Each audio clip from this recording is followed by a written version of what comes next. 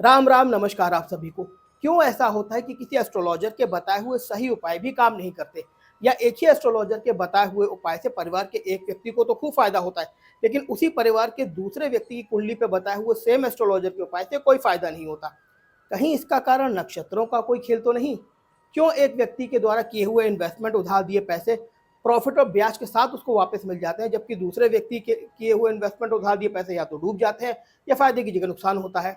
दोस्तों, क्यों एक व्यक्ति जब कमर्शियल ट्रैवलिंग ट्रिप पर जाता है तो उसको तो ढेर सारा प्रॉफिट, अर्न, लीड्स, ऑर्डर मिल जाते हैं, लेकिन दूसरे व्यक्ति को छोटे मोटे लीड्स और छोटे ऑर्डर तक नहीं मिल पाते?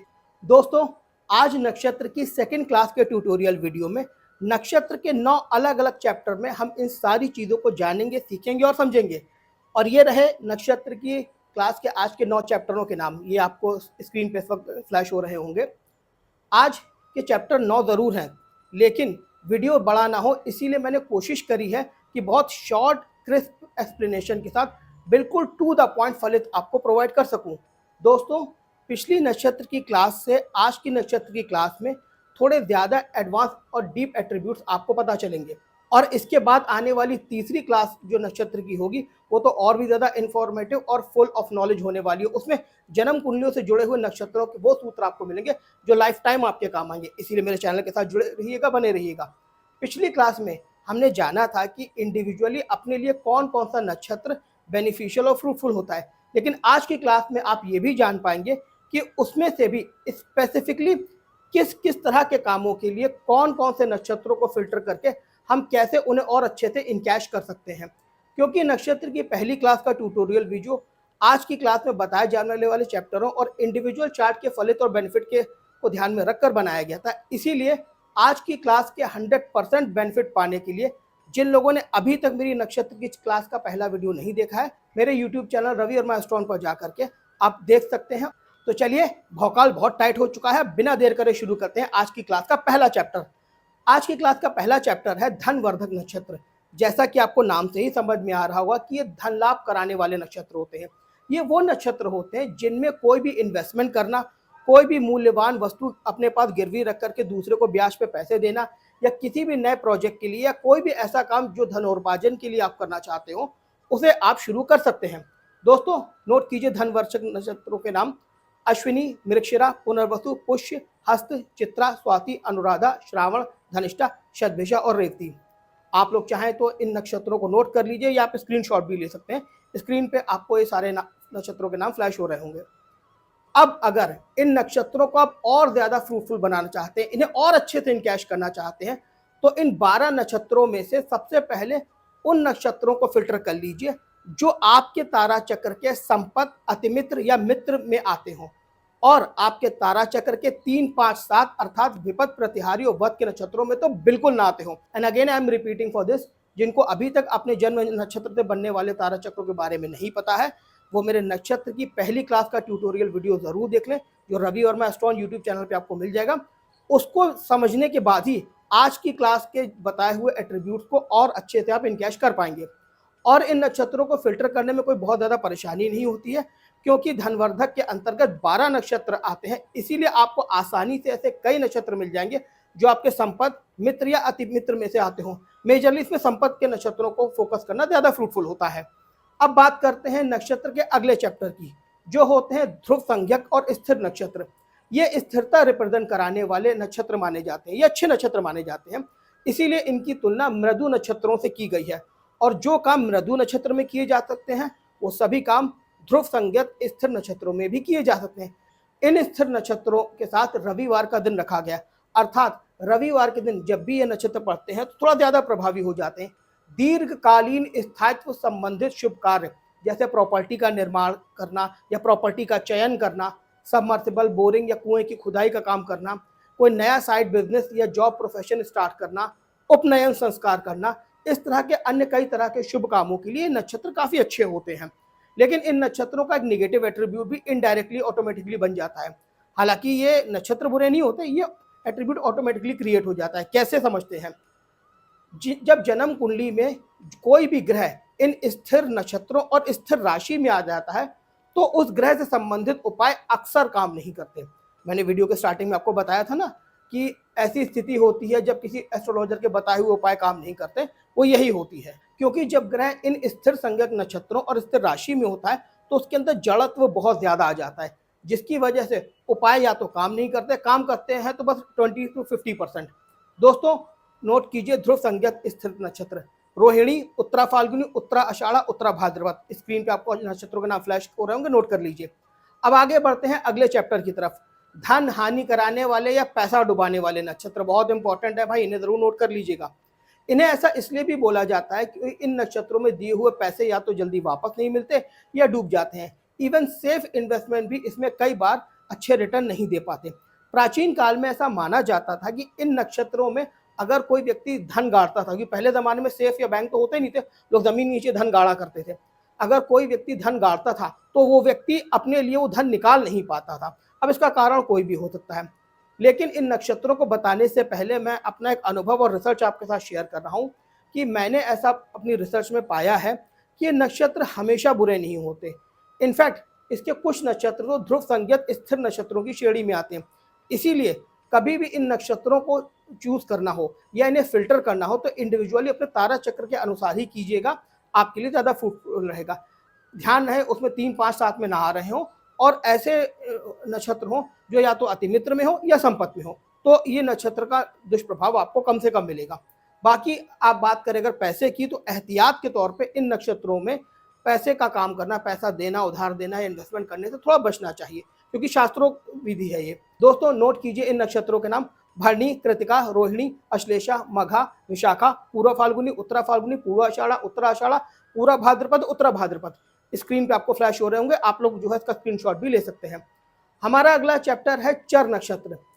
इन चर नक्षत्रों की सबसे अच्छी बात यह होती है कि जन्म कुंडली में जब ग्रह इन चर नक्षत्रों में होता है और साथ ही साथ चर राशि में भी होता है, तो इन ग्रहों के लिए किए हुए उपायों के फलित होने की संभावना, उसके जो भी आप उपाय करते हैं उसका रिजल्ट मिलने के चांसेस बहुत ज़्यादा बढ़ जाते हैं।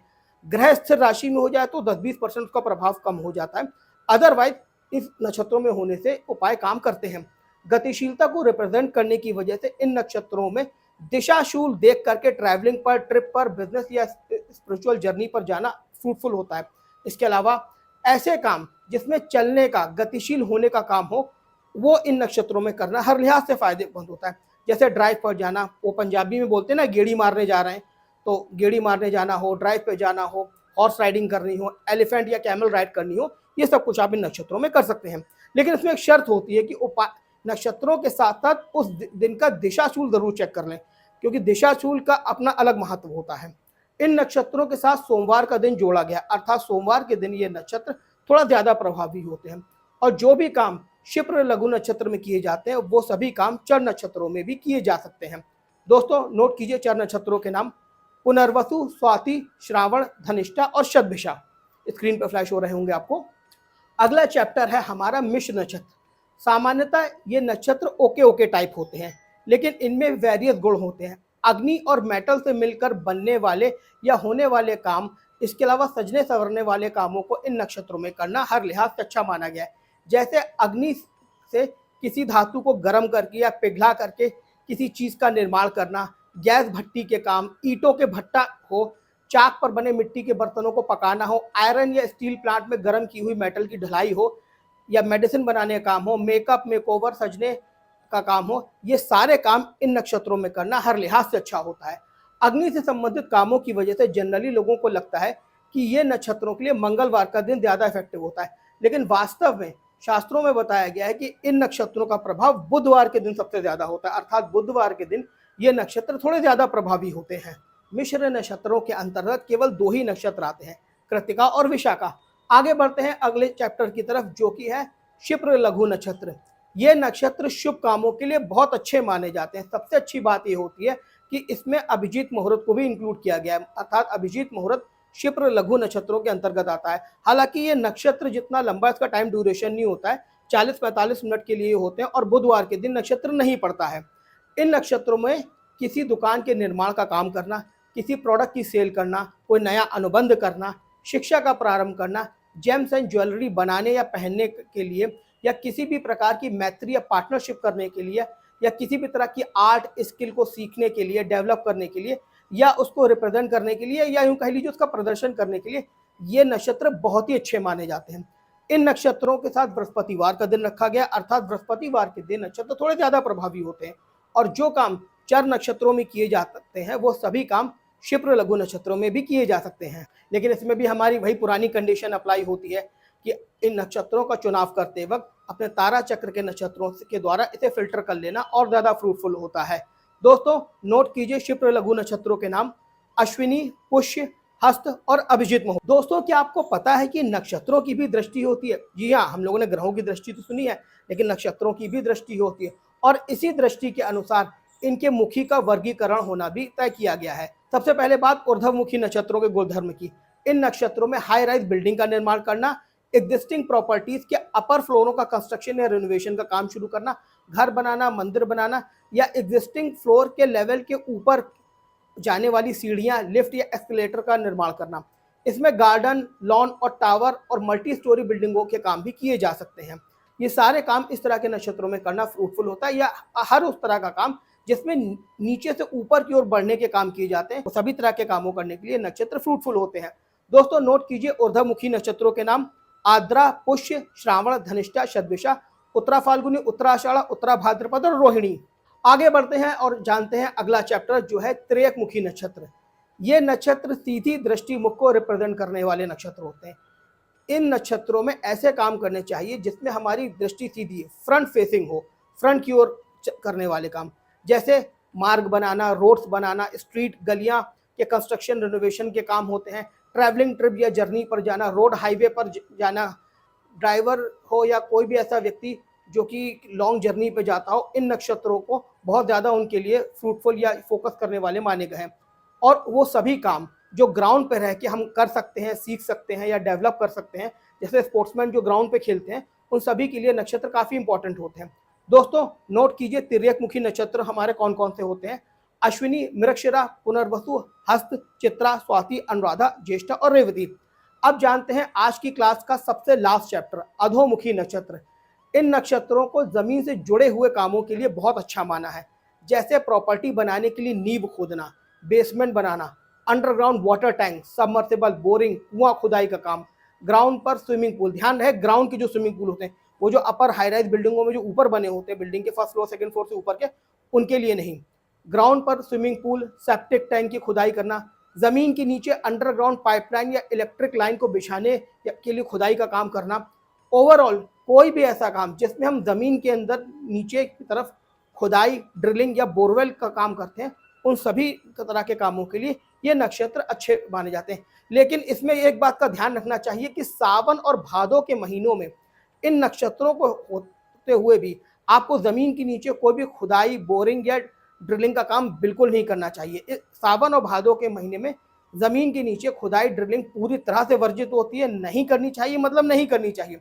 इसके अलावा अधोमुखी नक्षत्र में जन्मे हुए लोगों को सख्त हिदायत होती है कि कभी भी पूर्णता निर्वस्त्र होकर उन्हें स्नान नहीं करना चाहिए। वैसे तो किसी भी व्यक्ति को कभी पूर्णता जो है वस्त्रहीन होकर स्नान नहीं करना चाहिए, क्योंकि इससे कई तरह के दोष लगते हैं, वो अलग।